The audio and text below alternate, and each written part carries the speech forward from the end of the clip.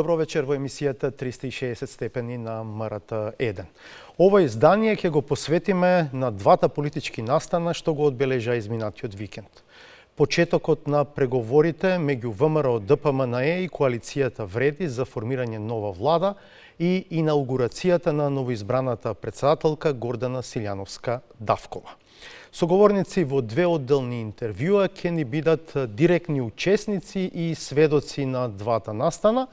Подпредседателот на ВМРО ДПМН е Владо Мисајловски и еден од лидерите на коалицијата Вреди, Африм Гаши. Почнуваме со подпредседателот на ВМРО ДПМН. Господине Мисајловски, добре дојдовте во 360 степени. Благодарам на поканата. Вие сте пратеник и во стариот состав на заминување во собранието. Бевте вчера на инаугуративната седница, на која што практично беше потврден новиот председателски мандат на Гордана Силјановска-Давкова. Со какви впечатоци заминавте од таа седница? Па, навистина пријатни, убави впечатоци. Навистина ми е драго, дојди овој ден, каде што многу мина не ни веруваа дека Гордана Силјановска ќе биде новата председателка, но јас сакам да се заблагодарам на сите граѓани ќе ми дозволите за поддршката, бидејќи не само ВМРО ДПМН што ја поддржија многу граѓани и навистина преку пола милион гласови за Гордана Силјановска-Давкова. Вчера она што го слушнавме беше гласот на сите оние што ја поддржаа. Навистина убави тези каде што можевме да слушнеме дека главно ќе биде секој човек да биде рамноправен. Многу убава изјава беше каде што спомна дека ќе биде председателка и на левата и на десната страна, но еден посебен сегмент мислам дека и премногу значи на професорката, сега председателката, бидејќи е првата дама, првата жена председателка и делот оние тези што ги спомна и што го каже како влијае жената во општеството, но и како во иднина повеќе функции да имаат жените, што ја навистина и посакал да имаат што повеќе функции, бидејќи навистина имаме убава можност вакви квалитетни луѓе да дел од вашите политички ривали коментираа дека тоа било говор за 8 март, токму поради фокусот на женскиот аспект, да речем. Имаше и други забелешки дека не сме чуле ништо суштинско во однос на внатрешните предизвици, но пред се за надворешните предизвици, евроинтеграциите, уставните измени. Кој е вашиот коментар на тоа? Видете, стратешките предизвици и она што е главно темелено во ВМРО ДПМН се разбира се и НАТО, но и тоа станува исто така и за новата председателка. Но многу интересно што ќе слушнете такви изјави од оние, поготово од ДУИ, што бойкотираа председателски избори. И навистина такви изјави од такви политичари кои велеа не излегувајте, не гласајте, а мотото им беше Европски фронт, или она што постојано се залага, а од друга страна ги приморува, им се заканува на сите граѓани да не излезат, да не гласат и внимателно, ова ќе го кажам, Македонија како земја членка на НАТО да остане без врховен командант. Затоа ние очекуваме од прв ден од такви реакции, не само за новата председателка, туку и кон нас напади од ДУИ од СДСМ и некои такви слични партии, но важно е оно што народот го кажа пред неколку дена, а тоа е дека ни даде целосна поддршка не само на нас, туку и на професорка. Најмногу реакции предизвика не споменувањето, не користењето на уставното име од страна на новата председателка при давањето на свечената изјава. Грчката амбасадорка присутна во ложата ја напушти салата, стигна реакции од грчкото МНР, подоцна стигна реакции и од Брисел, за тоа дека реакцијата од Атина е дека станувало збор за грубо кршење на договорот од Преспа и на Уставот. Од Брисел пораќате се дека изразуваат жалење и дека патот на оваа земја кон неу води преку целосно спроведување и почитување на договорот од Преспа. Ние немаме дилема дека и како партија, но и како општество дека имаме еден пат, а тоа е патот кон неу и кон НАТО, но ние не се променуваме, иако многу умина велеа, поготово од СДСМ и ДУИ, дека од првиот ден све ќе прифатиме, дека веќе се е договорено. Не. Она што го говоревме во кампањата и го говориме многу години наназад, така се однесуваме и сега.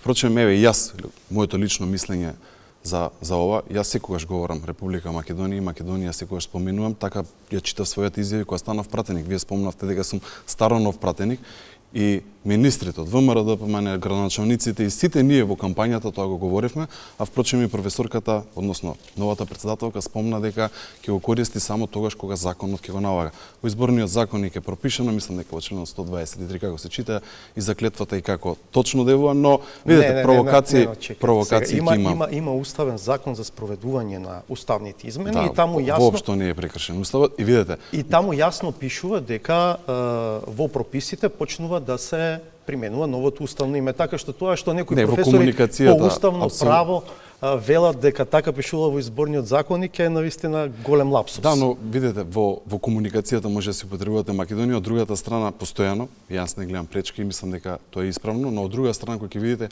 кога грчките политичари секој ден ќе кажуваат Македонија, а нема никаква реакција од македонското МНР, тука сега имаме двојни арши. Од друга страна кога зборуваме за почитување на договорот од Преспа, јас себе една работа, само минорна ќе спомнам, едно од врските на Грција да ги смени таблите. Сите сте виделе дека останале зони и Скопје. Но она што сака треба да биде дефокусија дека еве нешто наеднаш се случи во не, ова е изјава каде што ја пак ќе повторам, пола милион граѓани го очекува и дадоа поддршка за ова. Ние не сме се промениле, ние постојано велевме дека овој договор е штетен. Истото го зборувавме и за францускиот предлог, кај што многу мислеа дека еве сега веднаш у првите 100 дена ВМРО ДПМН ќе го смени уставот. Не е точно. Апсолутно не е така и ние остануваме доследни на она што го зборувавме во кампањата. Бидејќи ние сме многу поразлични од нив и она што го зборувавме во кампањата, но и годините наназад, тоа ќе го спроведуваме. Добро, тоа не е спорно веројатно, но што се последиците од тоа? Ако е ново вето од Грција, тогаш што е околу вашата одговорност за иднината на оваа земја? Никој не може да оспори ние да нарекуваме нашата земја Македонија. Впрочем, многу добро ќе се сетите и Стео Пендаровски, како актуелен претседател, кажуваше дека во комуникацијата и формално неформална има право секој да го користи зборот Македонија во Македонија. Но што е поинтересно, што во кампањата СДСМ и Стео Пендаровски воопшто не ја употребија придавката. Во тој момент немаше никаква реакција, но еве, тоа се случува.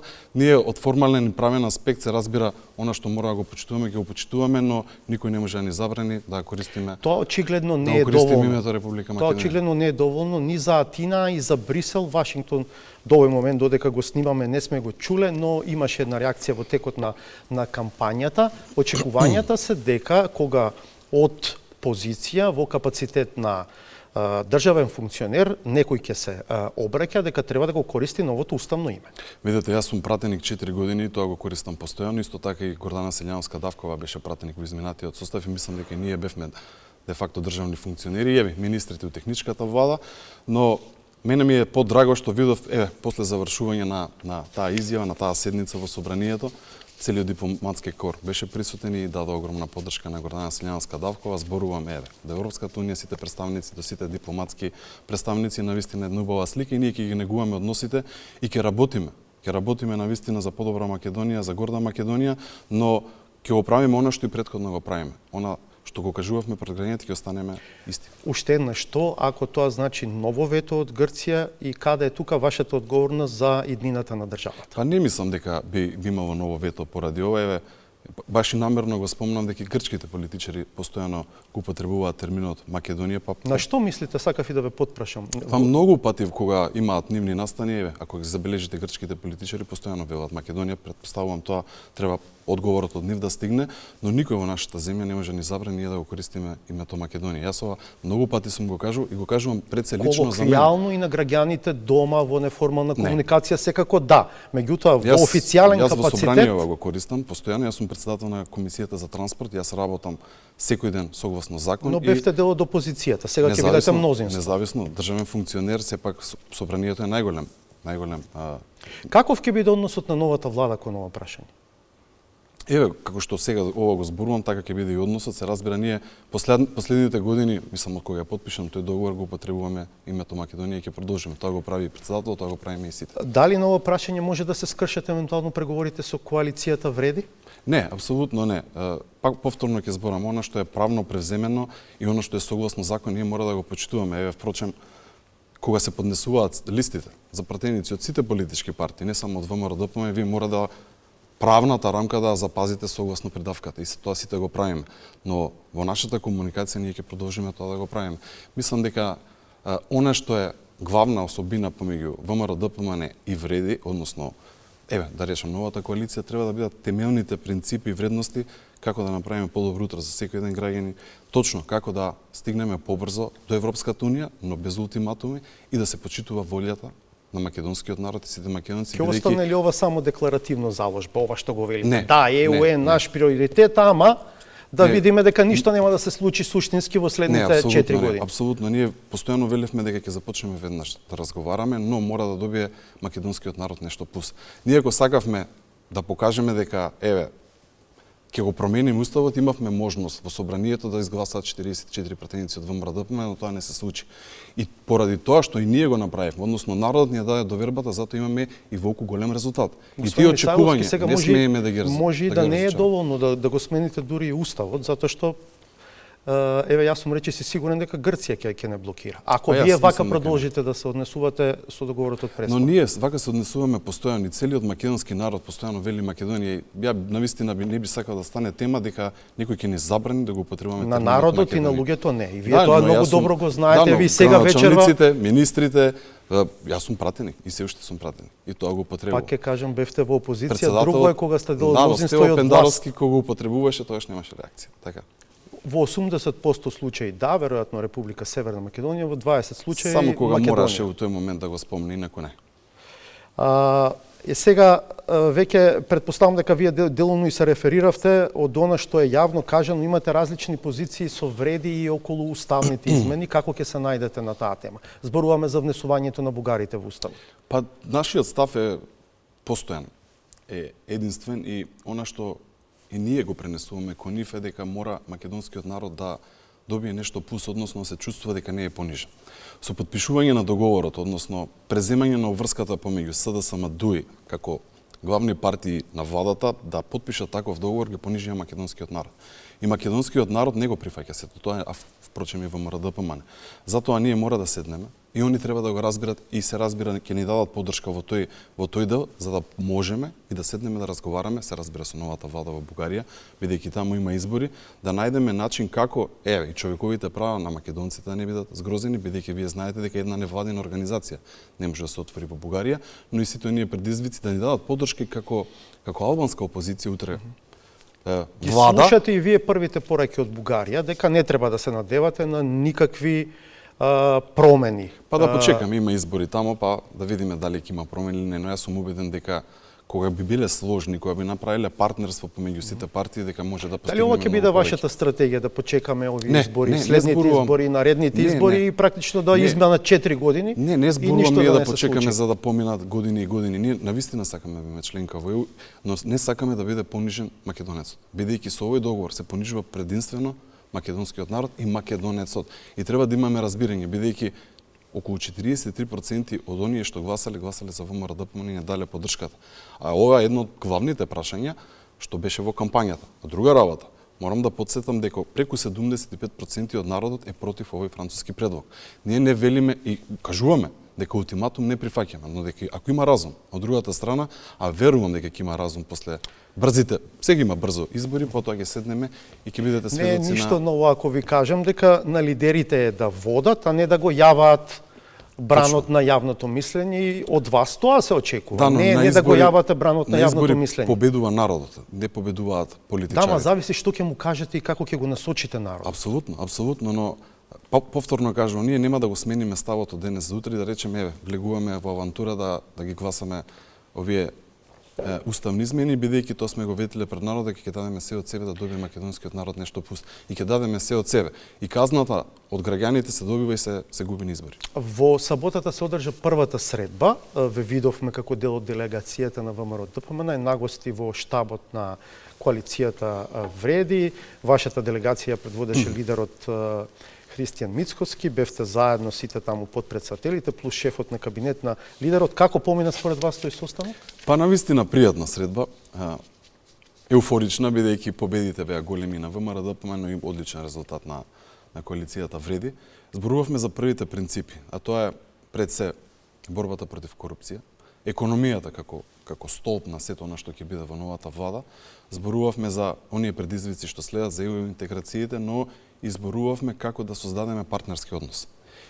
И тие принципи на почетокот, ако ги направиме и ако покажеме дека помеѓу себе се почитуваме, мислам дека многу побрзо кидат преговорите и овие работни групи што треба да превземат да разговараат и потоа би избореле за кадровски прашања да се останат. Но добра основа и навистина еве многу велат зашто ВМРО-ДПМН не појде во помалата партија. Не, ние сакаме да покажеме дека големите треба да ги почитуваат сите мали. И мислам дека покажавме еден поинаков пристап.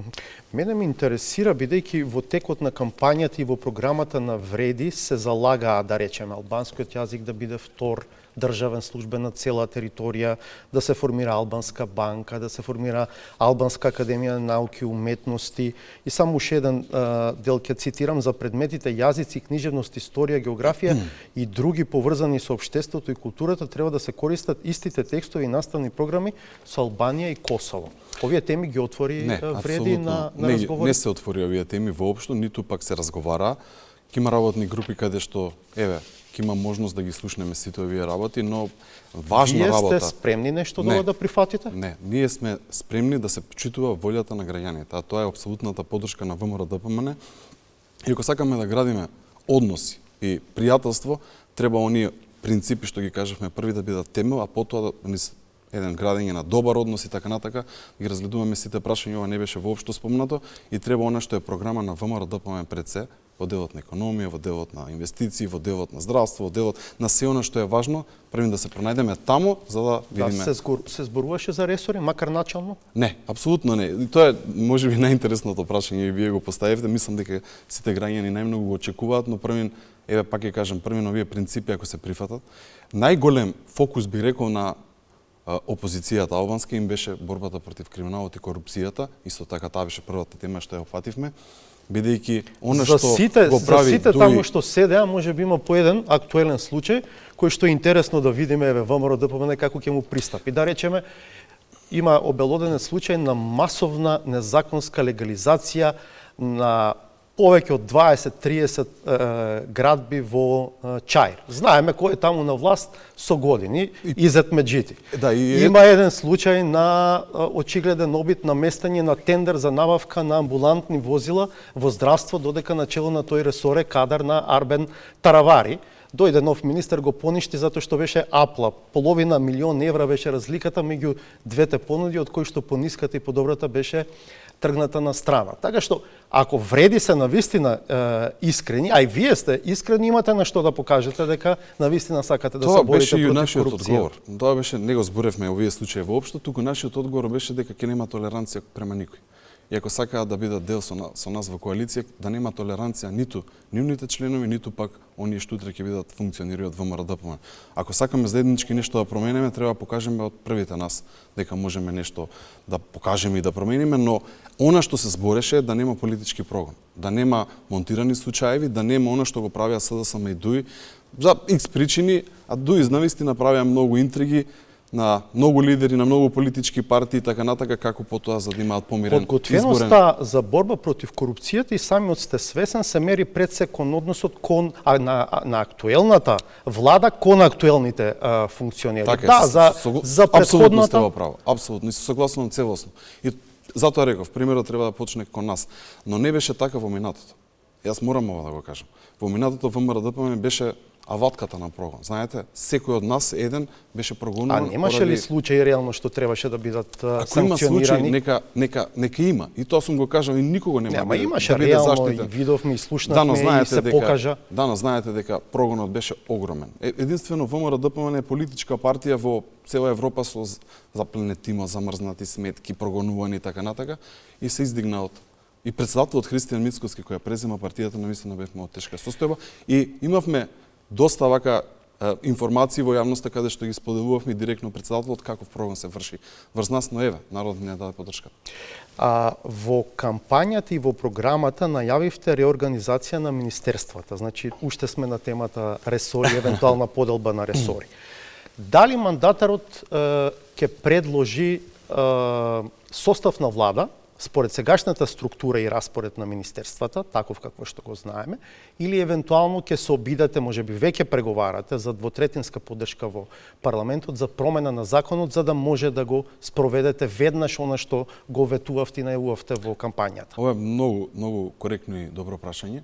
бидејќи тоа не е и целта. Вториот дел од прашањето да обезбедиме над 80 пратеници, бидејќи она што го ветувавме ние во програмата и не се само ресорите, туку имаше и доста други работи во програмата, како што е една изборна единица и така натака, каде што ќе ни треба поддршка од 80 пратеници. Во овој момент ќе работиме да имаме што поголема поддршка од повеќе партии и мислам дека ќе го постигнеме тоа. Уште пред да се предложи составот на новата влада. Но ќе се потрудиме тоа да го направиме, се разбира тоа мандатарот, односно претседателот Христијан Мицкоски ќе се потруди да го направи во оној законски рок каде што ќе следува и мислам дека ќе успее како мандатар да направи една од подобрите влади. Дали евентуалното прегласување во петтата изборна единица, зашто гледаме има процес на приговори, веројатно потоа и процес пред управниот суд и евентуален трансфер на еден мандат од ДУИ кај СДСМ, да речеме, може да донесе поддршка од СДСМ за законски измени за реорганизација на ресорите. Има ли таков политички дел меѓу ВМРО-ДПМН и СДСМ? Нема политички договор, но она што можевме да го слушнеме дека има повеќе жалби на повеќе изборни места. Има ли основа за тоа? Оти ДУИ обвинува за изборен инженеринг, дека сакате да им одземете еден мандат. Не може да мандат. обвинува за изборен инженеринг, то видовме што што све правеа на терен, впрочем ја бев носител во изборната единица 2. Што се правеше во Липково, што се правеше во Рачиново, што се правеше во Шуторизари, и они многу добро знаат со целиот процес на подкуп, на притисоци и закани, но она што е реално е ако вие убаво спомнавте, ако управниот суд ги уважи жалбите, дека може да има прегласување на неколку места и во тој момент може и СДСМ точно да земе пратеник, но може и ВМРО-ДПМН да земе плюс пратеник, но не можеме од сега да зборувам да видиме за кои избирачки Имате места. Имате комуникација со СДСМ сега во овој период? Немаме комуникација директна, но она што можам да ви го кажам дека во ДИК веќе се разговара, има таму представници од политичките партии каде што има такви процеси и да видиме дали управниот суд пред се ќе ги уважи за да знаеме дали ќе има воопшто и ново гласање. Коалицијата предводена од ВМРО-ДПМН според актуелните бројки, ако остане така, има 58 мандати освоени на изборите. Кому ќе припадне претседателското место во собранието? На ВМРО-ДПМН или на Вреди? Видете, не сме седнали да ги разговараме овие кадровски прашања, на вистина е тоа така, не го кажувам само заради тоа што сум гостин во емисијава, па сега да испадне дека не, на вистина ништо не се зборува за тие прашања, бидејќи првим да ги договориме принципите и програмите. Потоа ќе почнеме да ги зборуваме сите кадровски прашања и мислам дека е добро и од наша страна да не ги зборуваме сите ресори, бидејќи потоа се губи начинот, односно довербата помеѓу, ако секој ден на медиумите излегаат кој каде ќе биде, се губи довербата. Има ли логика ако ВМРО-ДПМН 58, вие велите дека дури можеби 59 мандати да претендира на тоа да го има претседателското место во собранието? Апсолутно. За сите места претендираме ВМРО-ДПМН позначајните да ги има, но ја повторно ќе кажам тоа е одлука на мандатарот, тоа е претседателот Христијан Мицкоски, каде што Јас за мене лично прашувам. Вие лично каде се гледате, сакам да ве прашам. Дали ќе бидете министер? Вие сте избран за пратеник и во новиот состав на собранието, самиот споменавте, бевте носител во изборната единица 2, таму ВМРО-ДПМН и коалицијата своја 8 мандати. Бевте министер за транспорт и врски од 2015 до 2017, повеќе од 2 години. Дали можеби таму се гледате повторно себе? Видете, јас многу пати сум имал можност да имам вакво прашање. И јас сум бил министер, реализиран сум, но јас сакам да бидам до претседателот Христијан Мицкоски да му помогам во желбата за подобра Македонија. Толку. Знаете зашто? Бидејќи кога беше најтешко во ВМРО-ДПМН, кога имавме и порази, кога имавме и големи потешкоти, како што беа, не знам, гласањето на францускиот предлог, на преспанскиот договор, но и на првите циклуси, и кога беше најтешко со Груевски. Во целиот процес, кога се случуваа потешки работи, имало и убави, но јас секогаш бев позади него и бев на пресцентарот секогаш и во добрите и во лошите работи и ќе останам бидејќи верувам дека сите заеднички имаме една желба, а тоа е желба да видиме нешто подобро во Македонија. Ова не го кажувам колку само да го спомнам. Јас секој ден се движам низ народ. Очекувањата се големи. Очекувањата на македонскиот народ и сите граѓани се да видат нешто подобро и поразлично. Тука не смееме да подклекнеме. И дали некој од нас ќе биде министер или не, мислам дека не е важно и мора секој еден да знае. Еве јас кога кажам ова како потпредседател, моето лично мислење, дека не треба веднаш да се лиферува кој каде ќе биде, бидејќи се отежнува работата пред се и на преговорите. И единствено што ќе каже за брзо време кој каде ќе биде предложен е Христијан Мицковски во соработка со оние Колку потенцијални. е демократски тоа сега, целата моќ и, Не е моќ, и ќе има одлучување разговори. да Ќе има го разговори. фокусирате, концентрирате кај лидерот. Ама се разбира, ќе има работни групи, ќе се разговараат сите прашања, ќе се гледаат сите поединци што би биле квалитетни за овие позиции, но мене ме прашавте лично, е многу неблагодарно да кажете јас сакам да бидам тоа. Од мене никогаш нема го чуете. Добро, тоа е сепак област која што добро ја познавате и ја владеете, пред се затоа што бевте и министар, претходно бевте директор на јавното претпријатие за државни патишта. Во оваа област сакам да ве прашам како ќе се поставите кон проектот со Бехтел и Енка за изградба на неколку автопатски делници. Имавте забелешки, критики за тој проект. Имавме доста забелешки, критики, јас бев еден од оние што постојано идеше на телевизиите, во собранието, зборував за овој договор на комисијата. Не само што договорот беше навистина лош и што се донесоа тешки закони, лоши закони, најголемиот проблем е во реализација. Еве, директно ќе ви кажам и додека траеше кампања и пред кампања ние имавме контакти, пробувавме да дознаеме што точно се случува на терен, докаде се работи и помина една година и заглавен е процесот. Односно пробуваат да излезат на терен да почнат со работа, но сите може да видите дека ништо не се гради. За жал имаме големи проблеми таму и јас многу пати сум кажал дека секој проект е добре доеден. И нас не требаат проекти.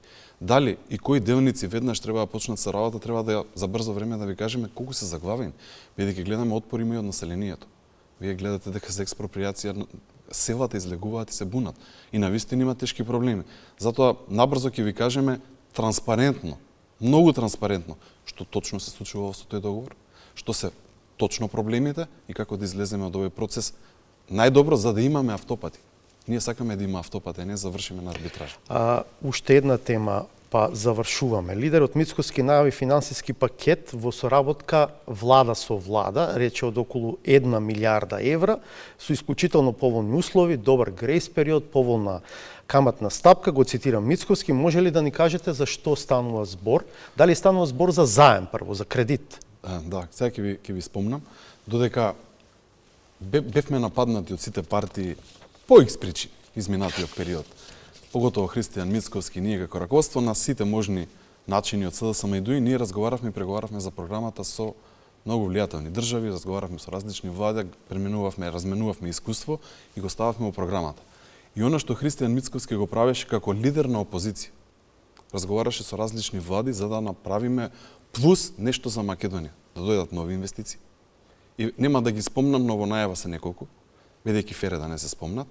И од друга страна како да имаме дополнителни средства како држава, вие спомнавте го, влада, со пријателски држави каде што негуваме односи од секогаш и да се покаже дека ВМРО-ДПМ има пријатели. Кредит? Да, се зборува за кредит и за заеми, но набрзо ќе ги слушнете сите детали. Добро, имавте големи критики дека и онака државата е веќе презадолжена, сега уште една нова милиарда. Па видете, последниве 7 години рекордно најголема задолженост имаме во државата, но најголем проблем не е само тоа што се задолжија, туку што никој нема увид за што се потрошени сите пари.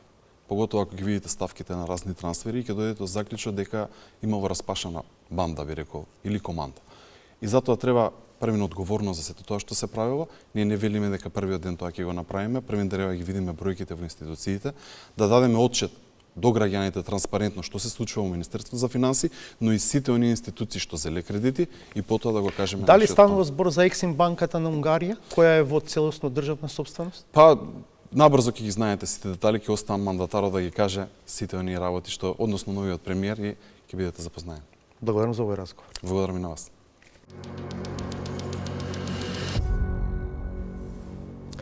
Емисијата ја продолжуваме со разговор со Африм Гаши, лидер на партијата Алтернатива, дел од коалицијата Вреди. Господине Гаши, добре дојдовте во 360 степени. Ме поправивте, велите не Вреди, Влен. Остана малку нејасно, можеби во делот главно на медиумите на македонски јазик, Вреди, Влен. Да.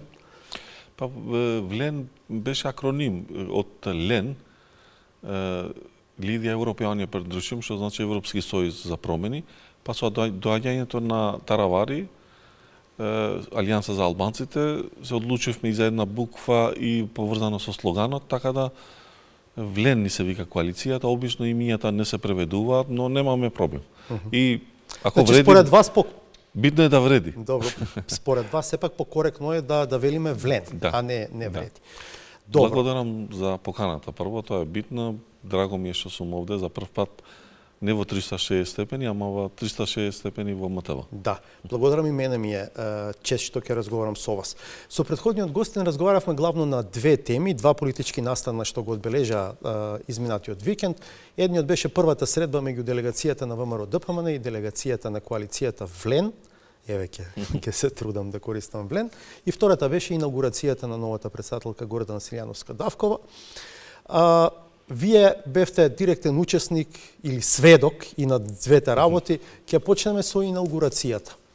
Со какво чувство, со какви впечатоци си отидовте од таа седница на собранието? Прво е добро што најголемиот дел од пратениците од сите политички партии присуствуваа на инаугурацијата. Имаше многу и гости, но битно е се како држава, значи, мислам дека стануваме по-зрели и знаеме што значи инаугурација на председател и не се држиме до инаетите зошто сум изгубил, зошто сум победил. Така да тоа беше добриот момент дека повеќето или сите политички партии има своји представници, можеби околу 115 пратеници можеби имаше сигурно. Неспоредливо со примопредавањето на власта минатиот пат. Да. Тоа, значи, одиме напред, тоа е добро. И добро е во наредниот пат кога ќе биде да бидат сите тука. Значи, треба да знаеме ние дека државата во која живееме, за која сите се грижиме, треба подеднакво сите да работиме за нејзе, и особено кога се работи за најсуштествените делови, како што се председател, премиер, председател на собрание, парламент, собрание и така натаму, тоа што го одликува, што одликува една држава, најважните знаменитости, треба да ги почитуваме сите, а потоа на пониско ниво имаме политички партии, коалиции различни, имаме различни мислења, идеологии, ќе се расправаме, ќе дискутираме, ќе диалогираме, на крај ќе гласаме, мнозинството ќе одлучува секогаш, но секогаш треба да знаеме дека државата треба да ја водиме во две нивоа. Првиот, овој институционалниот, тој никогаш не треба да биде загрозен, и овој демократскиот, каде ќе има разлики секогаш, но разликите ќе ги почитуваме и секогаш демократијата ќе, како сме се договорили да биде систем на владење, мнозинството ќе владее. Нема втора шанса за прв печаток. Така. Тоа беше дел од вашето соопштение. Да. Вчера по инаугуративната седница имаше тонови на критика и забелешки кон тоа што го направи Силјановска-Давкова, пред се поради неупотребата на уставното име при давањето на свечената заклетва, а и потоа во говорот. Што мислите вие за тој чин на Силјановска-Давкова? Па јас мислам дека уште сме под емоции на изборите и мислам дека тие емоции треба веќе да ги оставиме на страна. На овие што реагираат, зошто не рекла Република Северна Македонија, или под емоција подразбирате тоа што таа не го искористи уставното име? За председателката ми е зборот. Мислам дека она има право на свое мислење и ние го почитуваме мислењето на секој човек, но кога сте председател на држава, веќе треба да знаете дека тоа носи импликации за сите граѓани, за државата. Така да мислам дека треба председателот на државата да го користи уставното име и добро е што она се потпиша на заклетвата каде што пишува Република Северна Македонија. Сега тука постои едно такво, да речем, двојство. Очигледно дека ставот и на Силјановска-Давкова и на ВМРО ДПМН е дека тие нема да тргаат табли од институции. Нема да избегнуваат да потпишуваат документи на кои што стои новото уставно име Република Северна Македонија, но нема да го користат при вербалното изразување, во реторичка смисла. Што мислите вие за тоа? Па, видете, тоа е веќе интерпретација на договорот од Преспа, во делот кај што се подразбира што значи македонски јазик, македонец, македонски предавките. И ако интерпретацијата е дека во слободниот говор може секој граѓанин слободно да си ја нарече државата како што сака, но треба да бидеме сигурни дека тоа нема да имплицира проблеми во Грција и во нашите А видовме веќе дека тоа ја иритира Грција. Значи ќе треба да седнеме, да разговараме, да разјасниме дали под ова се подразбира кршење на Преспанскиот договор или не. Колку што знаеме, ние сме разговарале со ВМРО-ДПМН и на оваа тема и они сакаат да го почитуваат договорот од Преспа. Тоа е завршен акт. Но почитувањето очигледно според реакциите што вчера стигна и од Атина и од Брисел стигна реакции, подразбира и усно користење на новото уставно име, особено кога настапувате од официјална државна позиција и капацитет.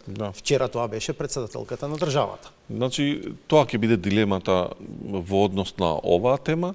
Ние како Влен и јас лично ќе го користам уставното име и ние како коалиција и очекуваме и ова да се разјасни. Ако има различни интерпретации, мислам дека треба да се разговара со нашите соседи, треба да ги почитуваме меѓународните договори и да си продолжиме по нашиот европски пат за побрза интеграција. Вие ова прашање на овие контакти досега што ги имате со ВМРО-ДПМН? Пред се мислам на оваа последната средба, беа нагости кај вас, Мицкоски подпредседателите, а може би претходно, бидејќи беше очигледно дека имате комуникација. На последната среда разговаравме, затоа што беше и официјална и воопшто разговаравме за овој новиот концепт или концептот каков ќе биде концептот на водење на државата. И битно е дека Охридскиот договор, Преспанскиот договор, исто така и договорот за добрососедство со Бугарија да бидат прифатени и почитувани. Ја мислам дека на иста линија сме и од ВМРО-ДПМН. Значи, они се сериозна партија и знаат дека не може да се враќа назад тоа што е веќе ратификувано, но они мислат дека, еве вие тоа го кажавте, дека во делот на вербалното изразување тоа договорот го регулира и тоа е слободно да се интерпретира. Ке видиме, мислам дека е работа на што треба да се разјасни, но не мислам дека треба ни хистерична реакција од никого, ама и ние мислам дека треба да ги почитуваме. Што ако се испостави дека ВМРО-ДПМН си останува на таа позиција и мислам дека не треба да очекуваме промена, еве и пред вас беше тука подпредседателот на ВМРО-ДПМН Мисајловски, тој вели дека и во идната влада представниците на ВМРО-ДПМН на истиот начин ќе се однесуваат така како што Силјановска вчера постапи. Што ако ВМРО-ДПМН си остане на таа позиција, а тоа подразбира несогласување на Грција или практично со други зборови вето од Грција на патот кон ЕУ?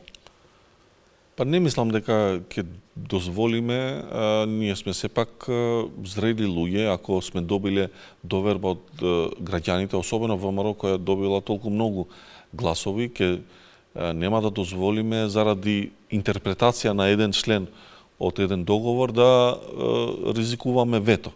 Сега, највисоката цена сме ја платиле за Преспанскиот договор. Јас чувствувам дека тоа е висока цена. Промената на името на државата не не ги болеше само македонците. Мислам дека тоа допираше и до достоинството на секој граѓанин на оваа држава. Ама тоа го поминавме, ја плативме таа цена. Мислам дека треба сега да ги придобиеме придобивките од тоа што сме го подпишале тој договор. Сакам да кажам една работа. Ние со ВМРО немаме исти ставови на сите прашања.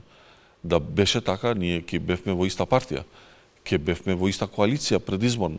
Значи, остануваат разликите кои ги имаме. Ние правиме влада за да се договориме за неколку принципи, за еден концепт, за една програма. Но ако првиот принцип е европска интеграција, а имате индикација дека имате сега најмалку два проблеми на тој пат. Едно се уставните измени, второ сега повторно ни се враќа како проблем договорот од Преспа, тогаш тоа не е небитна разлика. Така? Да, но не мислам како вас дека тоа ќе биде причина за вето. Значи, тоа е само еден дел, мал во кој има разлика на интерпретација на еден член од договорот. Ама мислам дека тоа ќе вие се разлика. се надевате, ама еве ако го гледаме тонот на реакцијата и на грчкиот премиер и вчера на грчкото МНР не е таков. Тие велат дека тие се надеваат дека ќе остане на ова, меѓутоа ако и по формирањето на новата влада продолжи истото, велат дека тие соодветно ќе реагираат. Сега не сакаат да го кажат зборот вето, ама може да се препознава. Не мислам дека може за такво нешто или би направиле такво нешто. Ја мислам дека односите помеѓу нашите држави се доста унапредени. Договорот е, мислам дека испочитуван во најголемиот дел од својата содржина, така да мислам дека ќе треба да се има разбирање за да се разјаснат некои не разјаснати или различни интерпретации на некои делови.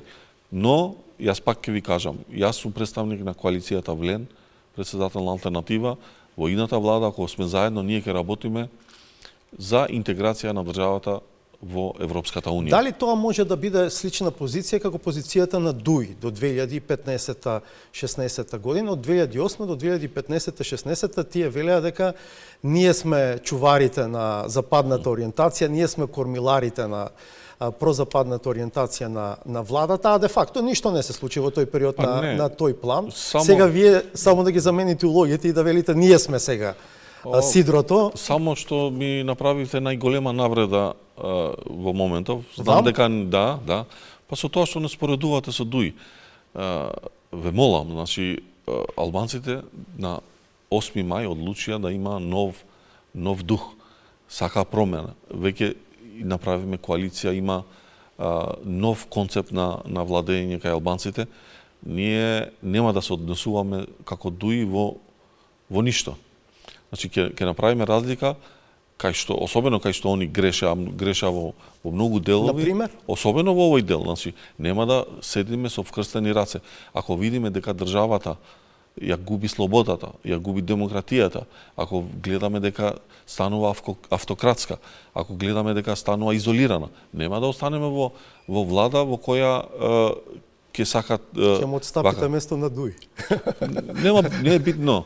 Не знам кој ќе остане во ваква држава, ако и во ваква влада, ако уште еднашка некој се нафати да ризикува и да стави рака и да чепне по овие основни начела. Ама ако сме честни, овие некои генерални правци може да се видат и да се предвидат сега, господине Гаши? Не, мислам дека е прерано. Ја мислам дека треба да се даде време. Прво, 100 дена е редо да се види како ќе се движи државата, но мислам дека сме во многу клучна година на избори во Бугарија, во Европската Унија, во Соединетите Американски држави и мислам дека ние треба... И тоа веќе ви купило време до нова година, интензивно, ние интензивно ќе работиме и до нова година да го забрзаме тој процес, да најдеме начин да ги отпочнеме преговорите, да ги отпочнеме и уставните измени, но... Што ако еве ве поканам после нова година и констатираме заедно дека за жал ништо од тоа не се случило? А во секој контекст, за секој време има своји одговори. Ќе дојдеме, повикајте ме и ќе разговараме многу искрено, како што ви зборам денеска, исто ќе ви зборам после 6 месеци. Рековте дека со ВМРО-ДПМН сте отвориле темата Преспански договори, отворивте ли темата уставни измени за внесување на бугарите во уставот? Тоа првата средба. Да, исто така, да. Што велат од ВМРО-ДПМН? Го повторија ставот што го имаат они напишано во својата програма, дека немаат они проблем со бугарите во уставот, туку имаат проблем со гаранциите. Дали некој ќе даде гаранции дека нема после 3 месеци, 6 месеци да... Ви кажа ли од кого ги чекаат тие гаранции? И тоа е главното прашање, дали воопшто некој може да даде гаранции во услови кога еве сега и самиот велите, да видиме кој ќе победи во Бугарија. Ние не знаеме дури дали после овие избори во Бугарија ќе има нова влада. Секој месец некаде има избори. Разбирате, нема кој да ни даде гаранции. Од утре некоја влада во било која земја членка на Европската Унија може да реши да каже стоп, нема поширување. Ме разбирате? Да беше ова на телевизиско интервју, така би изгледало. Не мислам, во политика секогаш има решение, има компромиси, се наоѓаат решенија, верувајте ми, ја мислам дека треба да се седне, да се разговара суштествено, искрено и мислам дека ќе се најде одговор. Али Ахмети деновиве прочита текст на заедничка декларација, рече, која што била подпишана од него и од вас, лидерите на коалицијата Влен, која што наводно, според неговото тврдење, предвидува ваша согласност дека нема да влезете во влада која што нема да ги направи уставните измени. Прво, дали е тоа точно? Не е точно. Ако е точно, он треба да го покаже тоа писмо. Каде е тоа писмо? Добро, имаше некој, читаше од него. Добро, ќе го покаже, предпоставуваме, така? Па, ако го има писмото, не го покаже. Он читаше некој писмо. Тоа, ние сме го виделе, тоа циркулираше во некои одредени Има ваш подпис кругови, на тоа? не, нема. Па затоа ви викам, немаше подписи. Он ставил, може би, подпис, ама такво писмо нема.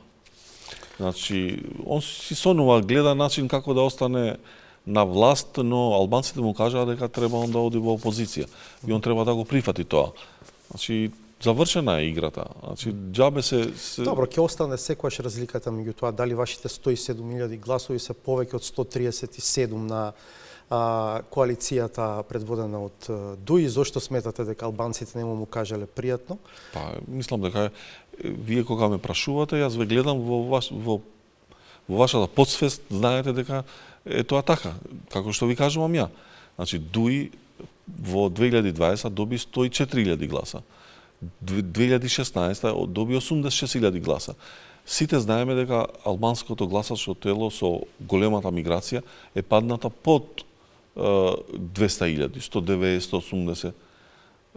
Со тоа што ние земавме 107.000, јасно е дека каде е мнозинство. 137. Ама тие имат ромски гласови, имат турски гласови, имат египтјани, имат срби, имат власи, 30.000. имат турски. Бидете искрен сега, тие не се повеќе од 15.000. Не, точно. Видете само турската партија, една партија турска, видете ги колку гласови имаат во локалните избори кои ги добиле самите они. Ќе видите дека таа бројка е околу 20 само за една партија во изборот. Да не збориме за ромската партија во Шуторизари кој се движи околу 8.000 гласови само во Шуторизари. Да не збориме за сите роми во Гостивар, во Тетово, во Газибаба, во Куманово. Ве молам, значи најмалку 40 до 50.000 гласа имаат добиено од заедниците. Во изборната програма на коалицијата Влен има низа заложби на етнички теми, на пример. Да се редефинира уставниот поредок на земјата за да биде еднаква држава на двете мнозински заедници. Основање на Академија на науки на албанците. Координирање и усогласено со властите во Албанија и Косово за да се унифицира системот и наставните програми со оние во овие две соседни земји. За предметите јазици, книжевност, историја, географија и други поврзани со општеството и културата треба да се користат истите текстови и наставни програми со Албанија и Косово. Дали овие теми ги отворивте на средбата со ВМРО-ДПМН? Не, за овие теми ќе разговараме во работните групи кои ќе формираме. Очекувате нешто ВМРО-ДПМН да прифати од ова? Па ќе треба да разговараме врз база на аргументација. Што е можно, што е добро. Јас мислам дека го поставиме принципот на аргументација, кај ќе отежнат и на која страна ќе биде потежок аргументот и по-рационален, ќе треба да се прифати. Зашто од ова што го прочитав, да речеме, би инсистирале да биде дел од идната програма за работа на владата? Па за сите би инсистирале. И прво, редефинирање на уставот, ова е поддалечна тема од нашата беса од 2014 кога излеговме како политичка партија. И ние навистина мислиме дека ни треба нов устав, но не треба да биде ни под закани, ни под условување, ни под црвени линии, туку треба да се отвори широк диалог и дебата помеѓу сите општествени фактори во државата, за да го поставиме прашањето. Дали овој устав и оваа држава содействуваат една со друга. Дали е функционален овој устав со реалноста, дали ни правеше повеќе проблеми или ни помагаше во решавање на проблемите. Дали е тој устав од 91 што беше замислен, дали со неколку пати менувањето на тој устав остана суштината или направивме нешто што е нефункционално. Затоа, значи, не сакам да заглавам во оваа тема, бидејќи е сериозна темата, ама ќе ни го потроши времето. Ме интересира, имате ли преференции за ресори во преговорите за составување влада, бидејќи рековте дека на првата средба не се разговарало за тоа? Видете, ние основни столбови на нашата програма беше интеграција на земјата во ЕУ, борба против корупција, криминал, економски развој, децентрализација, нов концепт во образование и така натаму. Значи овие 4-5 столба. За овие ресори ние ќе сакаме да имаме луѓе, наши членови кои би биле на битни функции, но не значи и не мора да биде тоа министер. Значи нашиот концепт ќе биде владата треба да функционира како едно, да имаме една владина програма и да не биде битно како ќе се вика министерот или од која етничка припадност е или од која политичка партија. Ако не можете да кажете кои ресори, барем бројка, може да кажете на колку министерства типуват? Ќе има реорганизација на министерствата, како што зборевме на првата средба, сакаме дали да се намали број, да се регрупираат неколку. Значи прифатлива ви е таа идеја на ВМРО ДПМН? Тие во нивната програма предвидува реорганизација. Да, мислам дека е во ред. И тоа, значи, врз база на аргументи. Ако има неколку институции кои вршат иста работа, само сме направиле повеќе институции, ќе треба да ги... Ќе имате 2/3 во парламентот, за да го смените законот? Па се надеваме дека ќе бидат. Оти тоа мора да се случи пред да се предложи новата влада. Добро. Ме интересира, го прашавте ли Мицкоски од каде планира да позајми 1 милиарда евра, бидејќи такво нешто најави во своето прво интервју по изборите, зборуваше за позајмица од околу 1 милиарда евра под поволни услови, рече со соодветен грејс период.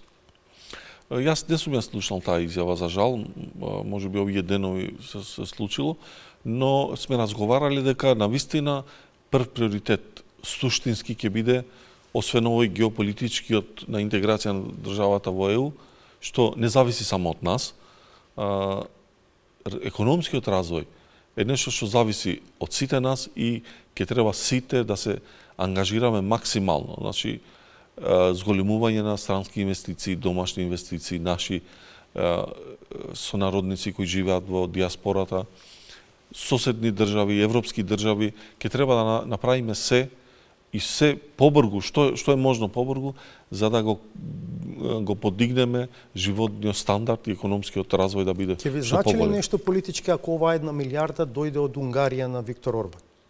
Бидејќи има такви најави.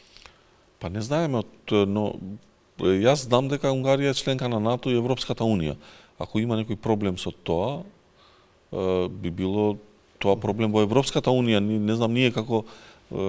При тоа знаете дека е критикувана Унгарија во делот на владење на правото, во делот на тоа дека Орбан воведе и либерална демократија во државата. Само да им кажеме ние сега на Брисел да ги од страната или да ги исклучат. Како и ќе ги исклучи, ама нема како. Не знам, за овие детали не зборуваме. Зборуваме за евентуално дали со тоа оди некаква цена, некаков друг тип на политичко влијание. Да.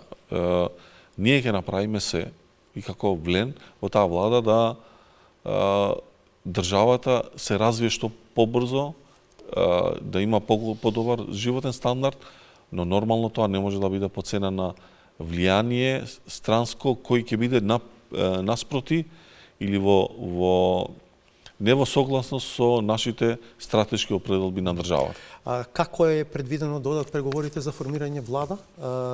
Работните групи формирани се? Па разговараме денеска, утре ќе бидат формирани. Тоа една група ќе има или како повеќе групи? Една. Аха. И на кое ниво ќе бидат групите? Прво ќе разговараме можеби на ниво на председатели, можеби една средба, уште не е дефинирано, после ќе формираме работни групи на ниво на генерални секретари, подпредседатели и така натаму. Си зададовте некаков рок до кога би сакале да завршат преговорите? Па сигурно пред роковите уставните, но ќе сакаме побрзо да се направат. Нашата заложба беше и на ВМРО и наша да се потрудиме да биде што е можно побрзо. До крајот на јуни можно е тоа да се случи. Оти уставните рокови мислам дека одат преку 1 јуни. Ако се следат сите максимално, велам сите. 1 јули, мислите? Да, после 1 јули одат, да. Јас мислам дека до средината на јули, мислам дека ќе... Јули? Јуни. Јуни. Да. До средина на јуни ќе има влада. Да, мислам дека, да. Ако ценам по првиот разговор што го водевме, ако така одат работите, мислам дека брзо ќе биде. Ви благодарам што бевте дел 360. Ми беше чест, како и секогаш. Ако не претходно по нова година, сигурно ќе бидете гостин повторно. Со задоволство. До крајот на емисијата останува саботажата. Пријатно од мене до четврток во 20:15.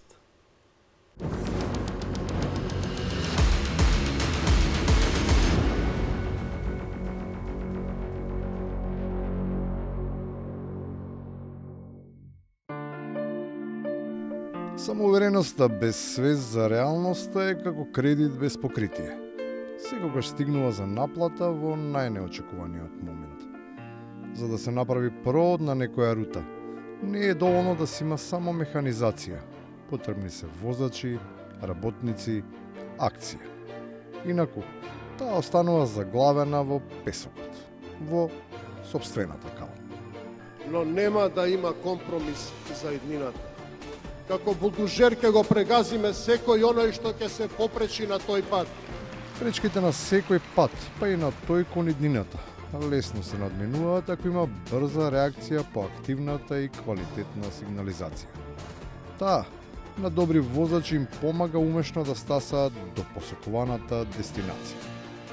Ами известно е дека возилото изгледа имало неисправен менувач, оти безкомпромисно тргна во рикверц. Надежта не згаснува. Еден убав ден ќе биде поправен. Мајка на Марике думаше, Марике, моме Марике. Да ве поздравам, драги мои колеги од управниот одбор, па кај сте вие? Живи ли сме? Ајде главата горе, ќе биде, за 10 години пак ќе дојдеме на власт. Ајде. Во меѓувреме, пресловите на власта кои технички се занимаваат со неа, стануваат предмет на подбишега, бидејќи во очекување на утјумат без актуелниот премиер, за јавноста, барем реторички останува да биде непознато кој во земјава уште коси, а кој вода носи. Околу тревата која не е искосена во дворот на владата, дали тоа е обврска на владата или на другите институции, имаше реакции подолго време, меѓутоа уште е исто. Во таа политичка пролетна џунгла на реакции не се забележуваат дадените ветувања. Особено на тие што математички не победија, ама благодарејќи на благонаклонетоста на вистинските победници, ќе влезат во тимот што триумфира. Сепак, зборот е збор. А јас им кажав, варам доверба од сите вас, еден пар на избори до 8 мај, ако не победиме на 8 мај, јас сум тука да дадам оставка и немаше да има сила која што може да ме запре да не дадам оставка. Тоа што веројатно го спречува овој потек е експлицитниот став на партнерите. Дилемите околу изборот се одамна расчистени, а зацврстени се со крцкање на познатите кекси со кои се упатува јасна порака за политичката перспектива. Пред состанок со коалицијски партнери.